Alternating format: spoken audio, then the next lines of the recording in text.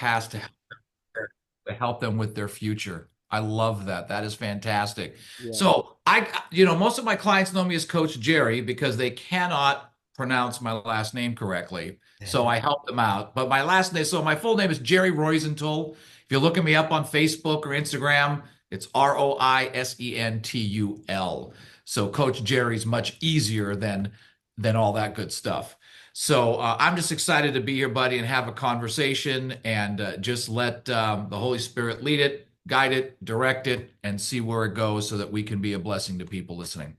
I love it. All right. Well, I'm gonna bullet point my story because I want to learn a whole lot about you. Okay.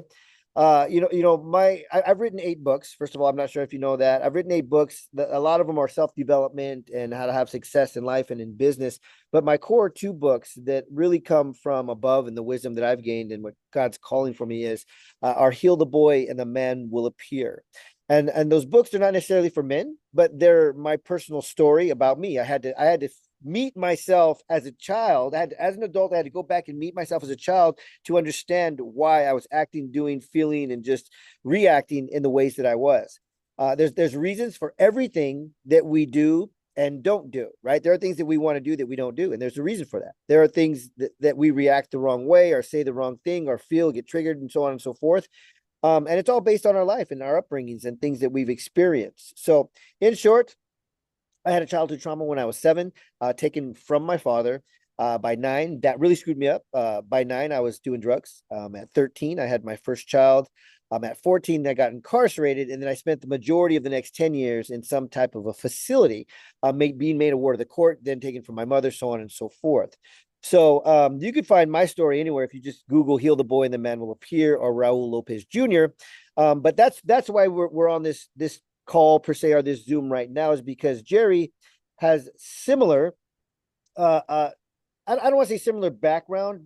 What I've learned in my experiences on stages and coaching people is that emotional pain is emotional pain. So a lot of times that I share my story, I'll often have people come to me when I'm done from stage and they'll say, "Hey, my life was just like yours, but different." Right. And I think Jerry and I are very similar to that. And I remember in the beginning, I would say, "Well, what does that mean? Your life was like mine, but different." And they'd say, "Well, I didn't go to jail and this didn't happen and that didn't happen, but I just feel like we lived the same life." And what came from that was the understanding of they felt the same emotional pain that I felt. And that's where the connection came from. It's an energy, right? The emotional pain is emotional pain, regardless if you were in jail or if you had a wonderful, mother or father that you lived with, there are things that happen to us and the pain is the same. It's the same energy. So Jerry, let's just start with you from your beginning, from what you want to share with the world and what you're passionate about. Um, Yes. Give us your story. Well, first of all, brother, I love your story and the fact that you are sharing that with the world because in the world we live in, people need to hear that. So thank you for being your authentic self. And I had the opportunity of growing up in a great household with great parents. My mom and dad were great people. My dad was born and raised in Argentina, and so his way of disciplining was a lot different than my mom's way of disciplining. And my dad did not really understand mindset, how words affect you. And so at a very young age, my dad, if you wanted to say, was somewhat verbally abusive. That's kind of what it was, but it wasn't a knowing.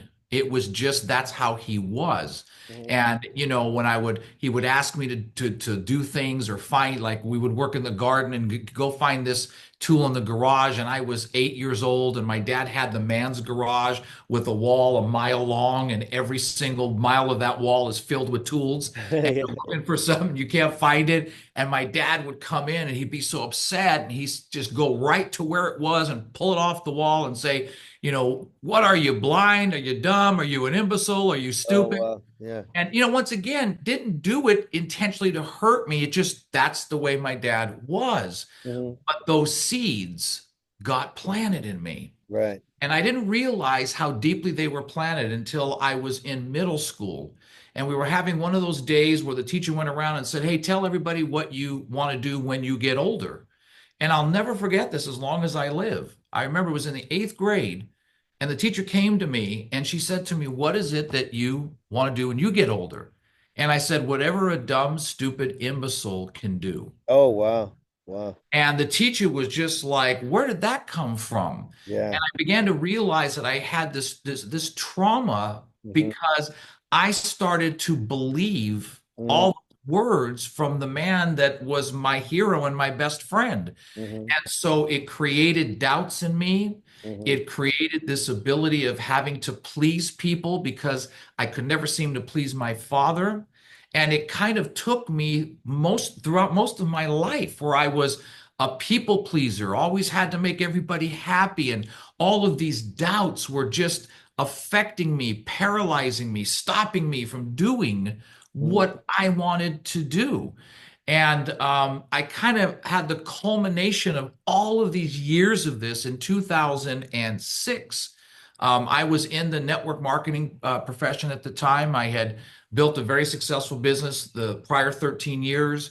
I met my son's mom in the business. We got married and worked together for 10 years. And I always call this the enemy's trifecta. And for those that are faith people. If you go in the Bible, there is no enemies trifecta in the Bible. This is how I saw it. And it was in the summer of 2006. I was going through a divorce with my son's mom after 10 years. My son was 3 years old. I went from having him daily to having him only 2 days a week. I ended up starting to go into this massive state of depression. The business that I spent 13 years building imploded on me. I mean, just like that. And I'll never forget November of 2006. I woke up in the middle of the night with a pen, a pad, bottle of pills. And I went into my living room. I laid on my floor, and it was like all of these things that had been seeds planted in me, things that grew in me, the doubts and the insecurities were just overwhelming. And I was sitting on the floor writing my son, who was 3 years old, a letter to try and explain to him when he got older why his dad ended up taking his own life. mm, And it was an incredibly dark moment for me. yeah. And I really believe that was my first encounter with the Lord because I went into a rage, Hmm. screaming, yelling, crying, throwing, breaking things, trying to understand how did I, the motivator, get down here on the floor. And I really believe in that moment, God saved me because he had a greater plan for my life than what I saw. And it began the turnaround of my journey to where I am today on that journey with the Lord. Man, that's powerful. I can resonate with so much of what you say. I think that's why we're sitting here talking now. And what I think about, and I know this now. I didn't know this when I was a child either, but like, as your dad's speaking these words to you, we receive what we're told, right? We receive it as a child. And my father wasn't in my life, but I do remember having, people in my life that would say things to me, and just like as a kid, what we don't know is what emotions are, right? And emotions are energy, right? Emotions, energy in motion. So when we receive something and it triggers an emotion, we feel it. But as Yeah. children, we don't know what it is. And I talk a lot about how the importance of teaching your children what emotions are and how to express them. And what's interesting is I learned how to teach my children about their emotions from when my daughter was 3 years old in daycare. I saw a teacher help her understand how to express her emotion. One time she was screaming. And I remember, I think at this time I was like 27 or 28 years old, and I was watching, and I was like, I don't even know how to do that. Like I don't even know how to do it. And I saw what she just did. She helped her express what she was feeling, and then she calmed down and she stopped crying.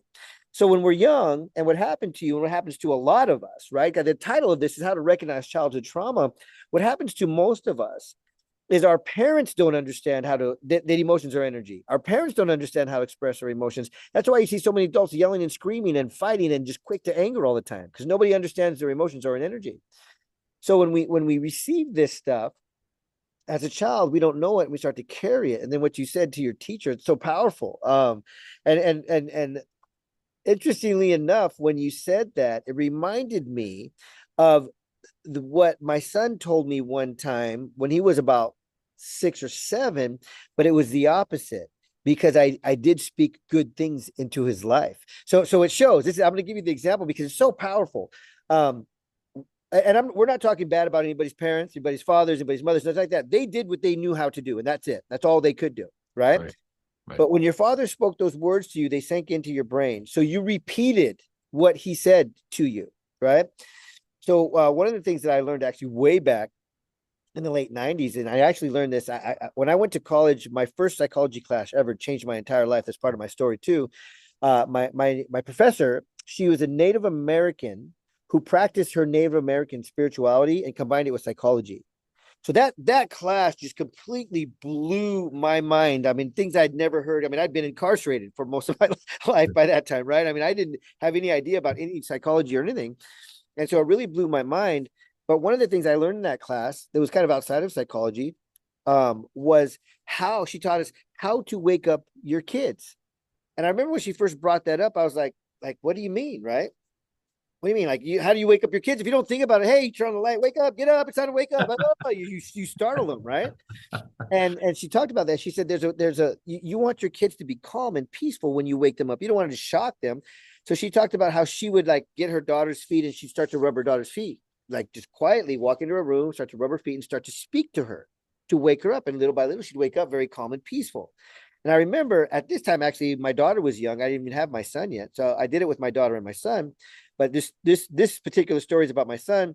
I would always rub his back from little tiny guy. He's 17 now. I would rub his back and I'd say, good morning, my son. I love you. You're awesome. You're amazing. And I'd just speak all this stuff into him, just rubbing his back, rubbing his back. Good morning, my boy. I love you. You're awesome. You're amazing. You're strong. You're smart. You're handsome. I would just speak all this life into him Yeah. purposefully, right? Yeah. Because when our parents are doing what happened for you, they're not doing it purposefully. It's just the Yeah. way that they are, right? Yeah. So if we know these things and we take action in them and we do purposeful actions, they're going to be on a positive note.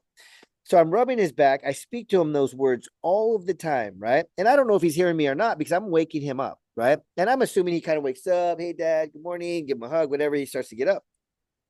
One day, he like I said, he was 6 or 7, I don't know. And his friends are knocking on the door and they're all waiting and he's running out, he's getting his little sword, his little guy, they're gonna go outside and they're gonna play.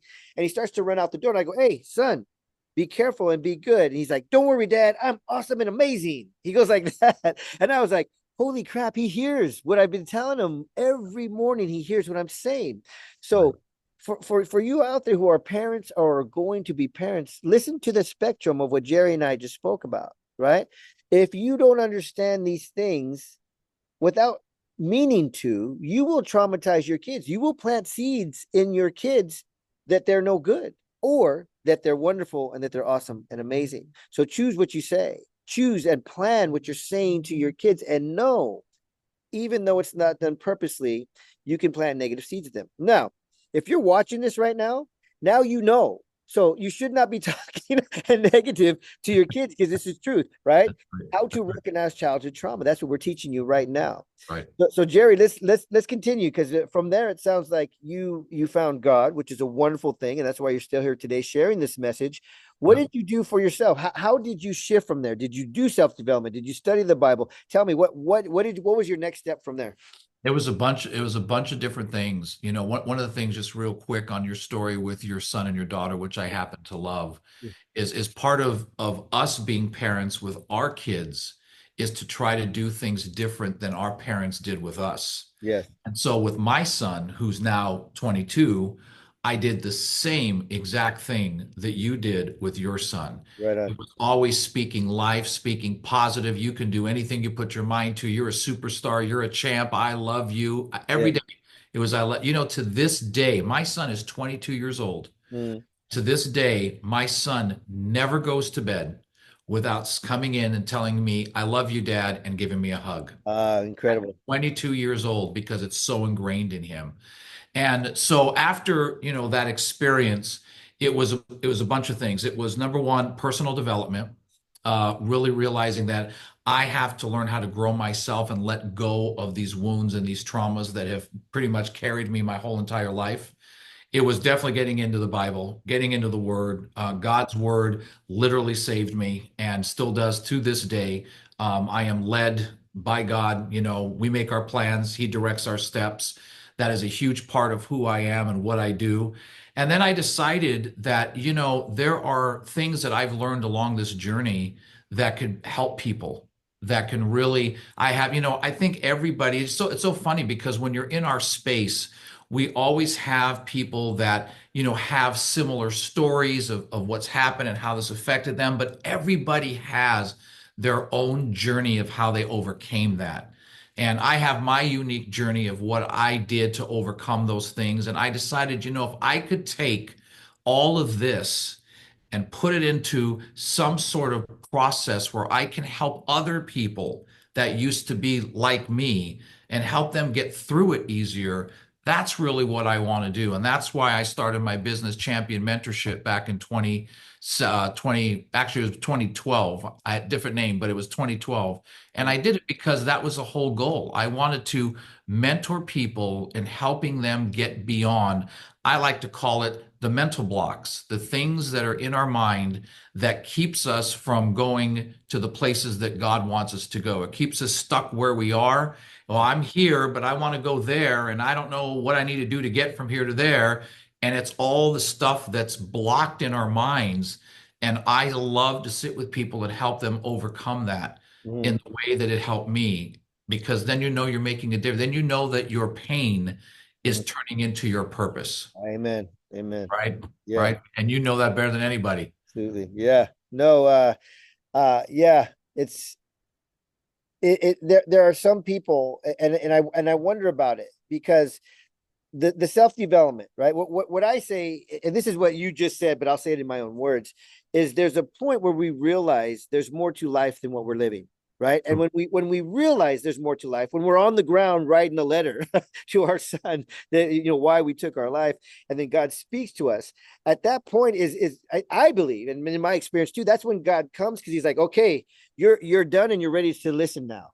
You know, unfortunately, and with all the storytelling that I've done, and that people come and share their stories with me and on my stages, there's a very common theme, and it's God speaks to us over and over again, and we don't listen, we don't pay attention That's until right. we're at the bottom. The cliche of being at the rock bottom, until we're on the curve and we're about to do something drastic. Then we go, "What's happening, God?" And I feel like God just goes, "I've been telling you for years, but you haven't been listening. So now look where you're at, and now you're going to listen, and I'm going to speak to you, right?" And then we start the self development. Self development is key, but what I always talk about for me personally is that I went through the psychology and self development and NLPs and all of these things, and that's a great understanding of the mind and the body, right? That's science. The brain is psychology, neuroscience. It's psychology. It's a science. The body is biology. It's also a science. What we eat matters. I say it all the time. If you put a bunch of junk food in your body, you're going to feel like crap. You eat healthy and strong, and you work out and you exercise, you're going to feel good. And I'll tell you, for me, I've battled with depressions and anxieties and PTSDs for almost my entire life. So if I don't exercise, man, does it build up on me. Those Yeah. like exercise for me is like eating. I have to exercise or I'm in bad shape. You know what I mean? Yep. It helps me so much. Yep. So understanding these things is great, and it helps us with the science side of our body, but the healing comes from God. That's what I learned. For me, I had all the understanding, and I knew this and I knew that, and I thought I knew all these things, but I was still broken. And it wasn't until God showed me myself at the age of 7 and helped me understand that at the age of 7 I had this trauma that I didn't even know I was carrying all this time. Then that's where the healing started to come. And there's always, they always say you never stop learning. There's always continuous growth and self development, but there's always continuous healing, is what I've also recognized Absolutely. myself too. Right. Absolutely. And so we're passionate about these things, and we have these talks because we want to help people understand these things. My youngest client was 9, and his father and mother got divorced, and his father was out of his life, and his mother had heard my story and saw my story, so she said, "Can you help my son?" Right. I said, "Absolutely." My oldest client was 89, had the exact same problem. He didn't know how to express his emotions. He didn't know he could. He heard me speak and he pulled me aside, 89-year-old man, and said, "I had no idea about emotions and that I could express them. I've been living my whole life carrying this darkness inside of me, this energy inside of me." So what we're talking about right now is really, really important. Um, we got a few more minutes here. So Jerry, expand. Let's expand on some of these things that we're going into right now, as far as helping people to understand, and maybe how they can learn to recognize their triggers or their emotions and things like that. Let's talk a little bit about that. Yeah. When I when I got off that floor and, I started asking myself questions. How did I get here? How did I get to this place? Mhm. And what I realized is that I was riddled with doubt. Mhm. Started out when I was young, my Mhm. father saying these things unknowingly, Mhm. but it started to put doubt in my mind of who I was and what I could be. Yeah. And realize I carried it. And all of these doubts got me to that floor, and doubt literally almost took me out. Yeah. And that's why I wrote my book, Don't Let Doubt Take You Out, Oh, wow. I love that. from my experience, because that's exactly what happened. And, too many times when you have these emotional things, and when you talk about depression, brother, I've been there. Depression to me is like a riptide. It grabs a hold of you and it just doesn't let go, Mhm. right? You talk about anxiety, done that. Worry, done that. Stress, all of that stuff. But here's what I've learned. For me personally, when I try to solve these things with worldly ways, they never really helped me personally. Mhm. But when I started to solve these things or work on these things through godly ways, Mhm. that's when everything began to change for me. Mhm. So, digging into God's word, finding verses on anxiety, stress, depression, quoting those, speaking those, using those every day just gave me that strength that, hey, I can overcome this. I teach people, I coach people when it comes to all sorts of mental blocks, and doubt's one of them.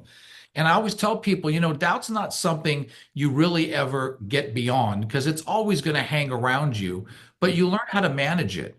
And you learn how to manage the doubt by what you speak, by what you focus on, by what's going on in your mind. And we have the ability to change the focus of our mind. Nobody said that, well, this event happened and I'm depressed or I'm discouraged. Well, the event itself isn't what made you discouraged. It's your reaction and response to that event that got you discouraged, which is something we control. Yeah. So Yeah. it's really about digging in, finding, and you know what, Raul, people have to be real, and it's hard. Mhm. I Mhm. have to face the things that you don't want to face. Mhm. Mhm. But if you don't face the things you don't want to face, you'll never get where you want to go because it'll be like a chain and a shackle always holding you back. And the first step is you got to be real with yourself and look deep within to find those traumas, those wounds, those hurts, and figure out where they came from and start working on how to get beyond them. Because Yeah. that's where my true healing actually began, was when I started doing that. So let me ask you this. At what point did you reach out for help or share what you were going through? Because I do know for myself, I learned it the hard way. And that I meet people all the time who think they're the only one going through what they're going through. So they Yeah. won't share it because they're embarrassed or they just don't want to talk about it. They think it's just them. But as soon as I started to share my message, thousands of people, me too, me too, me too, and it helps them. It's like a release for them, going, wait a second, it's not just me. Because I had that, right? Going back to my college days in psychology, I used to ask myself three questions all the time, my whole life, all of this darkness I was in, all of this fog, all of this being incarcerated, all of the brokenness. I always ask myself, why do I feel the way that I feel? Why do I act the way that I act, and why do I do the things that I do? Because none of it was good. None of it was good. It's like, why? Like, why do I feel this way? Like, why do I do these dumb things? I keep getting in trouble, and why do I act cool when I'm really broken? Inside I'm really broken. Psychology 101, the first psychology book you'll ever have to read. Psychology 101 answered those exact questions. And it was, I'll paraphrase, but it was, if this happened to you as a child, you may act like this. If this happened to you as a child, you may do things like Yes. this. If this Yes. happened to you as a child, you may, so on and so forth. And I remember when I read that book, I was shocked. I was just like, oh my God. And two things came to me.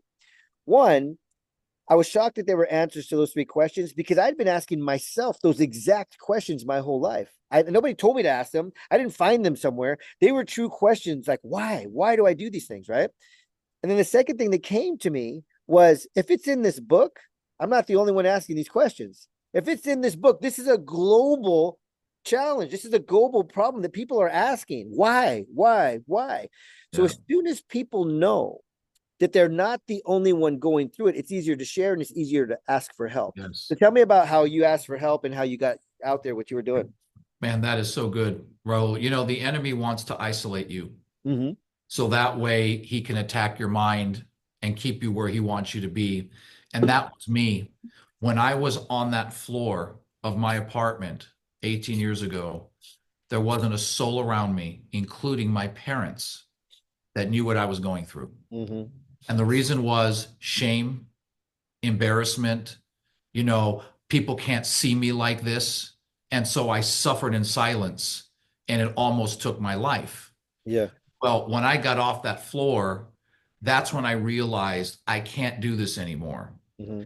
And I went to my pastor, and he was literally the first person that I shared this with. And then when I started doing my live events, I just felt led that I need to tell my story. Mm-hmm. And I didn't want to tell my story because I didn't want everybody to know. I mean, that was kind of like I've already been past that.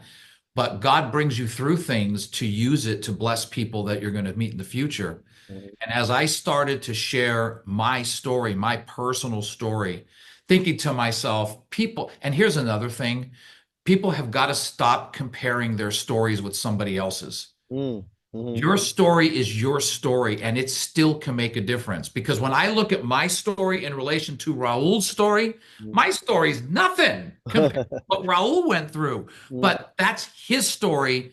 This is my story, and God uses every hurt to be a blessing to help people. And Yeah. so I got beyond that and started sharing my story in groups in Mm-hmm. my events, 200, 300 people. Everything shifted. Yeah. That's the stories became more impactful than the event by itself Yeah. because people can relate and go, but look where you are now. Mm-hmm. You were there and now you're here and I'm there. And if God's no respecter of persons, that means I could get there too. And it Yeah. started to give people hope again. And Wow. now every place that I can share, I share because I never, if one person Mm-hmm. get something from it, then it's all worth it. Amen. Real quick, Raul, 2 minutes. Oh, we have time. We have time. Okay. People always ask me, what's the most powerful story that you remember from your journey? I was doing an event one day. I think it was in New Jersey, Mm-hmm. and we were on the lunch break. And and I, told my story, and this lady comes up to me, just literally in tears. I mean, we're not talking crying. We're talking about uncontrollable sobbing. And she comes up to me and she says to me, I want you to know that last night I was sitting in my apartment on my couch, trying to think of every reason not to kill myself. Mm-hmm. She said, and something in me told me I needed to come to this event today. Mm-hmm. And I kept saying, I don't need to go to a business event. I don't need to hear business things. I'm getting ready to take my life. And she says, I couldn't get past the feeling that I needed to be here today. She says, when I heard your story, she said, I felt for the first time like I'm not alone. Mm-hmm. And we sat and talked on the lunch break. And I had a friend of mine that I knew that lived in the area that deals with this, kind of stuff. And I said, hey, can I connect you to my friend? I think they'll be able to help you. She said, yes. I went ahead and connected them. She gets in touch with me 9 months later. And it was like night and day. And she said to me, I will always remember that day, your story.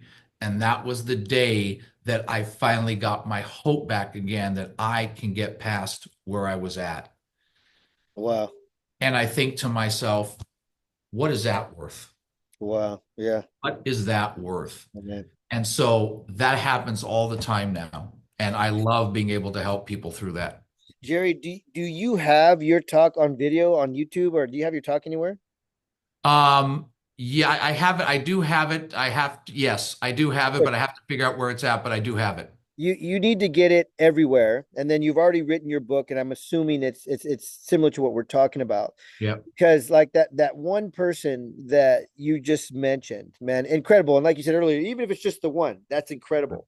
Right. But what I found over the years, is that people, in fact, it happens regularly, but just I think last month somebody reached out to me, and she said, I was at a party, and it wasn't like a drinking party, it was a gathering per se, right? And she said, and they had books laid out on the table.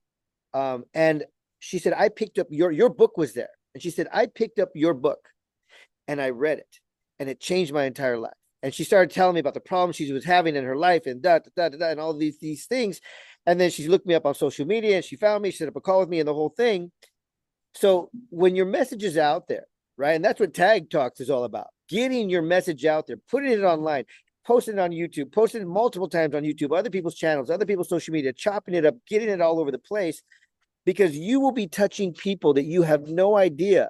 You're changing people's lives globally. You're changing people's lives. I had somebody call me, and I forget what country they were, reached out to me a few times. I think he was in Japan. And same thing, the message gets out there, especially with technology today. So when I think about the people who do call me and find me and reach out to me, and it's such a blessing for me to hear it, right? Like how she told you, it's a blessing for us to hear it. I think about, man, God, thank you, because how many people are being touched that I don't even know that never find me? You know what I mean? So Right. having your talk on video is very important. Whether and honestly, I do my events, I get people on stages and all that kind of cool stuff. But even on like a Zoom like this, somebody will watch this and needed to hear it. You know, so I give to you, anybody who's watching this. First of all, we're talking about, we have an event coming up next month on the 12th, 13th, and 14th in Carlsbad. And I'll put the link in on Facebook so you can see it, where there are going to be people sharing their stories. And then the whole thing is about teaching people how to share their stories. And I'm going to talk for a couple of hours just about more in depth about my message and my training and my stories and my wisdom. Um, that I call wisdom is not common knowledge, right? Everybody knows if the light turns red, you stop. If it turns green, you go. That's common knowledge. But what you have, right, from your life and your wisdom, what I have from my life and my wisdom, is what people need and what people want to share. And that's what I said. People will pay you for your past to improve their future, because it's wisdom that you have from your experiences. Anyhow, what you had said, it reminded me of what you said about when I want to remember it, because I have a story for it, but I want to reflect on what you just said. When you said about the what happens to us, you said you didn't have that compared to my story, right? Right. It wasn't as harsh. And what I thought when you said that, I thought about is, it doesn't matter. It really doesn't. All stories are powerful because Right. everybody lives a different life, and somebody will relate to you different than they relate to me. I mean, Right. when I start talking about being in prison, somebody would be like, I don't relate to that at all, but they're going to relate to your story. Right. And I'll Right. give you the opposite of that. And I don't remember if, because I went through Tony Robbins coaching programs, and I don't remember if this was in the movie he did or if it was part of the coaching program, but he was talking to this woman, and he asked her, right? And this is like opposite. He asked her, she was telling him her problem. And he asked her, how was your relationship with your father? And I think she thought he was expecting to say she had this terrible relationship with her father, right? And she said, oh, my father was incredible. He loved me so much, and he took care of me, and I had this wonderful life as a child. And she started bragging about her dad. And he goes, that bastard. Like, that bastard. And then he just stopped and he looked at her, and she was like, what do you mean? And he said, he treated you so good, so incredible, that no man will ever be good enough for you. And I was Wow. just like, holy crap. You know Wow. what I mean? And then he went back and he cleaned it up. He's like, I'm not talking bad about your father, but you have to understand that regardless of the good life, a wonderful life, a horrible life, whatever your life was, it affects how we are and who we are. Right. Right. So I know it's funny enough, my son-in-law, he came to me one time and he's like, hey man, he's like, they're married. He's joking. He's like, I love your daughter. He said, but she's a pain in the ass. Like, sometimes I want to go eat McDonald's or something, and she will not go to McDonald's. Right. And I'm like, oh, I know why. And he's like, why? I said, because I used to take her on daddy daughter dates. And I would take her to nice steakhouses and fancy food places and all of these things, right? So when she started dating him, she was like, we ain't going to McDonald's. She expected the best, right? So I mean that's a good thing and a bad thing, like the example I just gave you of Tony Robbins. But you don't have to have a horrible story to have conflict or to reach other people, right? You can have a wonderful life, but it skewed you in a way that you don't realize, right? Because maybe you do expect too much, right? I mean, there are men who can really truly love a woman and vice versa, and the other one's not receiving it because they're used to something else. And that gets into blueprint. I'm going to talk about that at this event coming up too. June, did I say June 12th, 13th, and 14th in Yeah. Carlsbad? But blueprint is what I call it. And when you grow up the way you grew up, and your spouse, girlfriend, boyfriend, whatever it is, grows up the way they grew up, sometimes there's clash because Yeah. of their blueprint. It's nothing, and it's not even you're wrong or you're right. It's different blueprint, Right. right? And you have to be able to come together and understand that. So all of this is incredible stuff. You're coming, right? June I 12th, will be there. 14th. I'll You're be coming. there. I'm gonna put the link below. I mean, or in the Facebook if you guys want to join us. I'm doing these interviews, like I mentioned, on Wednesdays and Fridays. The calendar is booking up really quickly. Look through my Facebook. You'll see a post somewhere that says sign up for an interview. Jerry, why don't you give us your final thought, close us off, and we'll have a good rest of the day. Yeah, well, my final thought is very simple, is that whatever anyone is going through right now, whatever you might be facing, don't suffer in silence. Mm-hmm. Don't do it alone. Find some place, somewhere, somebody that you trust and let them know what's going on in your life. Ask people to pray with you, stand with you, believe with you, but don't do it alone, because I'm telling you, as someone who's done it alone, that's what will destroy you faster than actually having people around you that will support you, encourage you, and lift you up on this journey. And if you don't have those people in your life, then go find them, Go because find them. they're out there Yeah. and they'll be willing to help you. And I want to add to that because I know during my battles, I've reached out to people, and sadly, hurt people per se, right? And I've reached out to people that had no empathy or sympathy or anything and didn't even whatever, right? Don't let somebody like that stop you. If you're reaching for help and they're not willing to give a hand, and a hand could be just listening, right? It doesn't mean they got to give you something. Listen and understand or refer you to somebody. If you're not receiving that, don't let that stop you from continuing to reach out, because I've always heard the advice when I was growing up to talk to somebody. They'll help you. Everybody wants to help. Don't wait till it's too late. Somebody wants to help you. And I've reached out to people who I thought were really good people before, and they had nothing. No, go get over it, that type of thing. And it was hurtful. But don't stop, because there are people who want to love you, help you, and serve you. So you reach out until you find the right person that's going to help you. You come to events like that we're doing, that where we're teaching our heart and our soul and our spirit, and you get the help because it's out there for you. All right. Absolutely. Absolutely. Thanks, Jerry. I appreciate you. You Thanks, guys Raul. reach out to me anytime, and we will talk to you again soon. And I will see you in San Diego next month. Bye, everybody. Right. Bye bye.